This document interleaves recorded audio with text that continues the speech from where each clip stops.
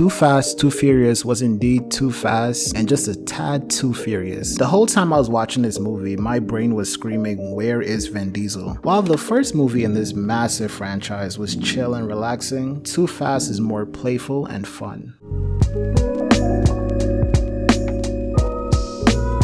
Paul Walker is back as the main lead. He pulled up to the first race like the Grim Reaper. Okay, let's talk about the plot. The movie started with Ludacris conducting a street race. The race couldn't start because they were lacking one driver. That's when Captain America himself pulls up with the fresh white tee ready. So the race happens. We all know who wins. The boys show up. Paul Walker's car get hit with this electromagnetic thingamajiggy and he gets brought in for question. When the movie first started, I was like, isn't Paul Walker a cop? What is he doing out here with the party people? But that was quickly answered for you see my enigmas. In the first movie, he let Vin Diesel go, right?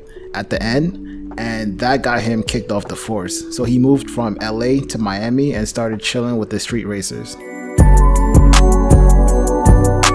The boys was like, we need you to bring down this drug smuggling bad guy, and Paul Walker was like, okay, I'm with that, but I need backup. This is where Tyrese comes into the picture, and the moment he sees Paul Walker, he's over here touching on him like, hey yo, come on bro. They were mad close. You know what? Moving on. Anyway, the cops gave them two of the flyest cars I've ever seen. Like, how the cops got so much swag? Like, now we're off to bring the bad guys to justice, and of course Paul got the shorty riding with him. Like, come on now.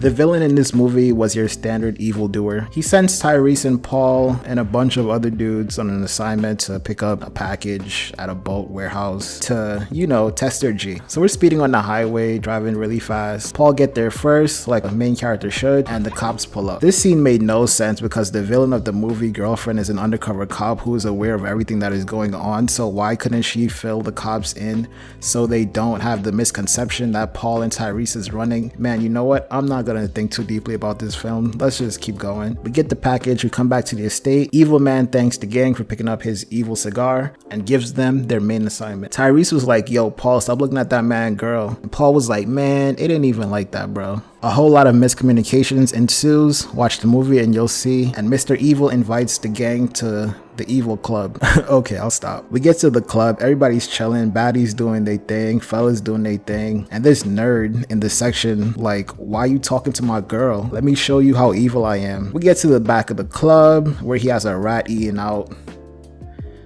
We get to the back of the club and there's a rat eating out this poor man's stomach because he found out that he was a cop. That's some Roman level form of torture right there. Who would think of something that evil? Dr. Evil himself would think that's too evil.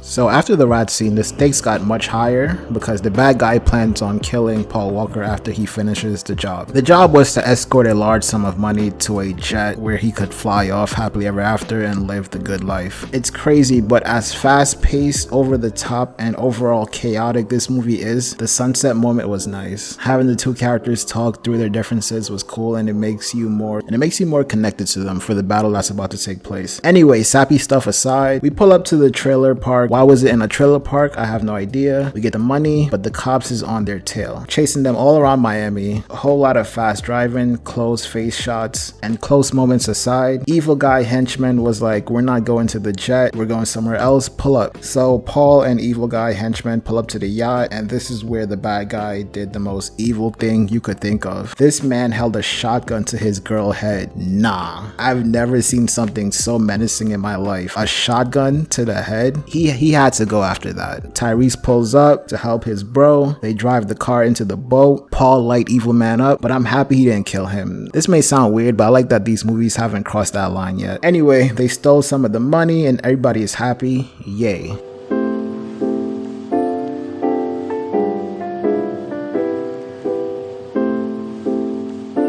Now, obviously I like the first one more, but now that I'm talking about this movie, I like it.